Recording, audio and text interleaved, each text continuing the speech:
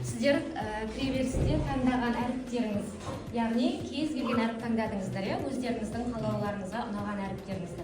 Сол әріпке байланысты әрбір әке өзінің баласын еркелетіп атап шықсаңыздар. Сізге қандай әріп түсіреді? Г әріпі. Балаңызды еркелетіп Г әріпінен айтып шықсаңыз. Гүлім. Гүлім, жақсы, қошеметтейік. Әріпіңізді көрсетіп тұрып айтсақ сізге? Айналайын дейміз енді, адыптым. Айналайын, өте жақсы. Жақсы.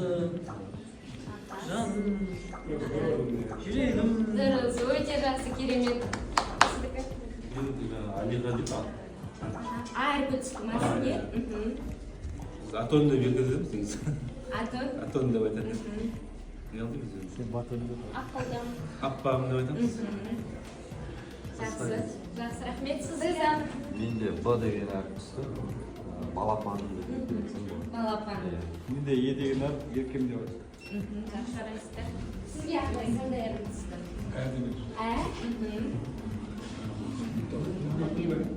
Әдемі, өте жақсы.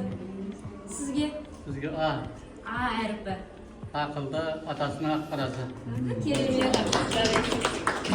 Үшеуін бірдей топ. Маған жетіспеді екен, жарайсың деп көп мақтар еді. Жарайсың. Балам, Балам, балдырғаным өте жақсы. Сізге? Балам бар. Мен өзім үш ұлым бар. Батырларымды берген. Батырларым өте жақсы. Сізге? Н әріпі. нарым, нұрым. Нарым, нұрым өте жақсы. Сізге? Маған Д түсті, данам, дана. Сізге? Ма әріп түсті, менің қызым өзі. Жұматұрлы, Жансая, Жанбатқызы. Сіз жын іздедіңіз жаңа. Жын іздеп едім, сол үшін негізі. Жалпы еркелеткен деген, томпей деп еркелетіп қызым дейді. Мыға еркелетіп еткенмін. Мыға еркелетпейді екенсіз, жақсы. Рахмет. Қалай еркелетесіз? Ал Ж әріпін сізге тауып бердік. Жаным, қызым томпей деймін көбіне. Томпей. Жансая деп айтып кеткен. Жақсы, көп рахмет. Жы, өзім жы. Қош келдіңіздер. Ары қарай назарларыңызды видеороликқа назар салсаңыздар. Балалармен өткен әрбір сәт өте көңілді.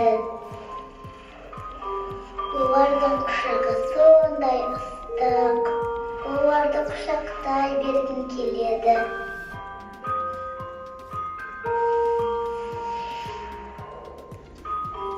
Олар бәрі уақытта балаларын қорғайды. Олар үлкен басын кішірейтіп, баламен балаша ойнау біледі. Олар сен үшін әрдайым жаңа нәрсе үйренуге дайын, немесе жаңа нәрсені үйретеді. Әкелер ғана бізді басқалардан ерекше екенімізді сезіндіреді. Қарап отырсаңыздар, бірнеше қол сөздер айтылып жатыр. Әсіресе қаншалықты қолы босамай жатса да, сен үшін барлығын жасайды. Осы форумға келіп отырған себебіміз де осы. Яғни балаларыңыз үшін әкенің орнын көрсетіп, осы форумға келіп отырсыздар.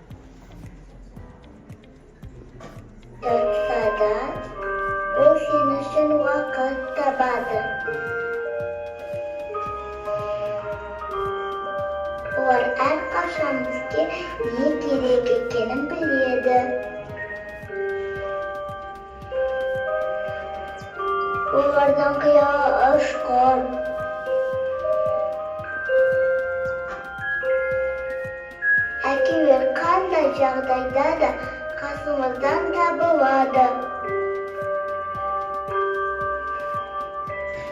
oynuyor üçünde ulardan ajırağımız kelmeydi. Осы видеоролик көру арқылы әр топтан бір әке келіп мына жерге сұрақ таңдасын. Өз тобының сұрағын таңдап алу керек. Кубикті лақтыру арқылы. Келіңіздер, әр топтан бір адам. Қалайсыздар? Лақтырасыз. Көкті ала қойыңыз. Топқа барып отырасыз, сұрақты талдайсыз. Сізге? Сары.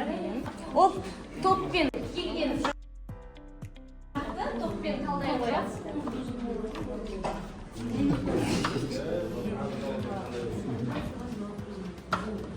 Қызылды келесі. Екеуін біреуін ала қойыңыз. Нағыз әке қандай болу керек осы сұраққа топпен бірге ақылдасып бір адам біреуін берсе. Ата-ана жиналысына қалмай келесіз бе? Мына ата-аналар жиналысына. Толығырақ нақты жауап берсеңіз сұраққа. Бізге қойылған сұрақ ата-аналар жиналысынан қалмай келеді. Бірінші топқа ата-аналар жиналысына қалмай келесіздер ме деген сұрақ түскен екен. Бұл әрине қалмай тұрасың өзің балаңның тәртібіне неге шақырады. Балаларыңыз қайсы сыныпта оқиды? Менікі 4-ші сынып, 2-ші сынып. Екеуіне де барасыз. Өте жақсы. Бізге түскен сұрақ бала үшін әкенің орны қандай деген. Бала үшін әкенің орны дәл жаңағы видеодағыдай ол балаға уақыт бөлу керек, әрдайым қасынан табылу керек, оған поддержка беру керек, қолдау керек, әртүрлі ойындар ойнау керек. Сіз толықтырып жіберетін сияқтысыз. Әке олады, әке олады. Дұрыс. Барлық жан-жақты болу керек қой әке деген. Рахмет. Біздің топқа нағыз әке қандай болу керек деп түсіпті. Біздер енді топ болып нағыз әке үлгі тұтатындай адам болу керек. Өйткені сөзбен емес, іспен көрсету керек әрқашанда балдарына. Қазіргі заманға байланысты жұмыс қаншалықты маңызды болғанмен, бірақ отбасын ең бірінші орынға қойып, отбасына көңіл бөлу керек, балдарына көңіл бөлу керек. Үлгі тұтатындай адам болып, ең бірінші отбасын бірінші орынға қойып жүрсе, нағыз әке болады деп ойлаймын. Өте жақсы. Түскен сұрақ отбасындағы әкенің рөлі қандай дейді. Рөлі өте ерекше деп есептеймін. Ең бірінші әкесі бар отбасының өзі қарасаңыз, кішкене балдардың да өзгеше екенін байқалады. Әкенің тек қана ұрсу, айту немесе жөнге салу емес, ол әкенің жүргенінің өзі айтып отырмын мына ісімен қаратып отбасына рөлі өте үлкен. Рахмет. Сұрақ барысында әр топқа түскен сұрақты жоқ мен толықтырамын дейтін әке бар ма екен? Келісесіздер, иә, осы сұрақ барысында. Жақсы, онда келесі бөлімге өтейік. Бізде келесі бөлім отбасындағы кез келген мәселені шешуге болады. Кез келген мәселенің шыңына шығуға болады. Бірлесе отыр. Ал бұл шыңға қалай шығамыз? Алдарымызда барлығымызда дәл осындай резина және де жіптер берілген. Мен қалай жасау керегін көрсетемін, сіздер осыны қайталайсыздар. Қолмен ұстауға болмайды, яғни мәселені ұрып шешуге болмайды. Жай ғана түсіндіре отырып, бір-бірімізбен ақылдаса отырып, біз осы мәселені шешіп, шыңына шығаруымыз керек. Пирамида өсірген. Кішкене жақтады. Енді жіберіңіз. Енді ашыңыздар. Болды. Екіншісі. Жабамыз. Мұнда көтереміз. Мұнда қоямыз. Шетке қоямыз. Шетке қоямыз. Барлығымыз ашамыз енді. Ашамыз. Өте жақсы. Міне бірлесе көтерген жігіт. Енді асықпа. Бәрі 2-3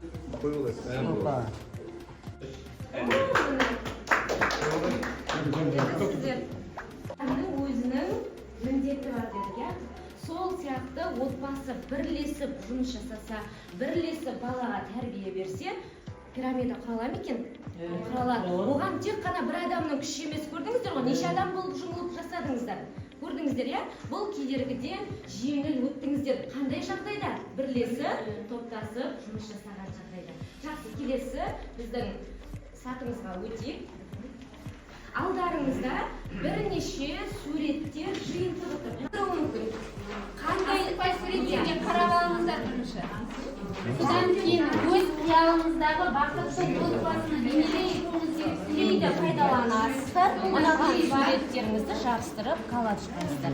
Мысалы, балалармен ойнадық деген сияқты, немесе саяхаттадық деген сияқты, өздеріңіздің қиялдарыңызды іске Оның бойын бар ма? Ойнауы бар.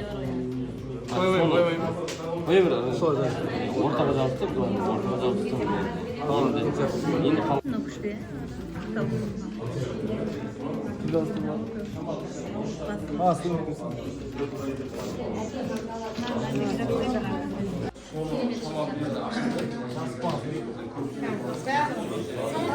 форумға қатысушы әкелер, клубтар бізде отбасы деген осындай коллажды жасау бұйырған екен.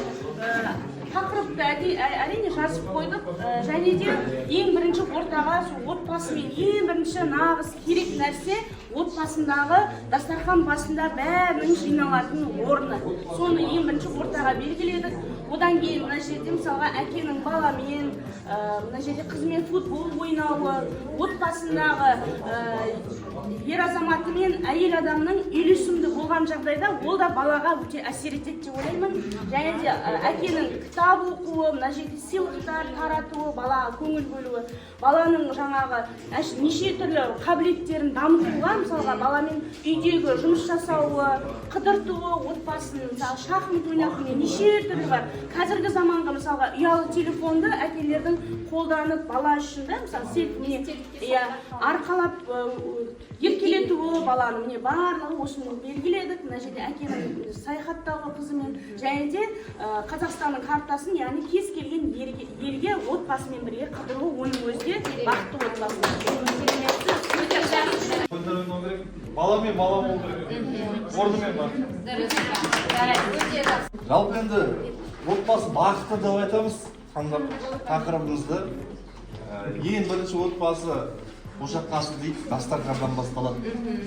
Сол себепті бірінші суретті алып отырмыз, отбасының бір дастарханда отырып, сол дастарханда өзінің бір-бірімен сөйлесіп, әңгімелесіп ары қарай өрбіту. Сосын сол үйді құру.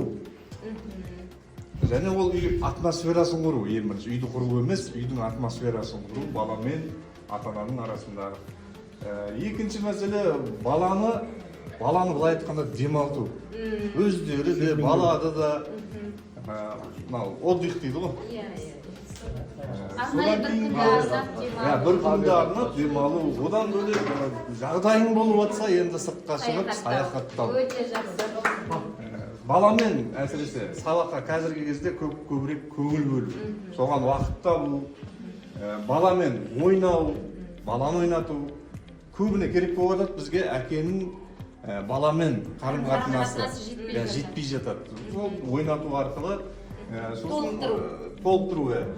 Содан бөлек тағы да атамыз бар екен, атамызды алдық, бұл жерге де алып отырмыз. Үлкендердің үлгі өнегесін, ұлттық бұрыннан келатқан өздерінің бойында қасиеттерін дәріптеу арқылы баланы тәрбиелеу. Дәл солай міне баланы кішкене ұқыптылыққа үйренуге, технология дейміз ғой енді. Сол себепті белсебетті алып едік кішкене көрсете отырып баламен бірге жұмыс жасау. Мынау енді балаға сыйлық беруді ұмытпау.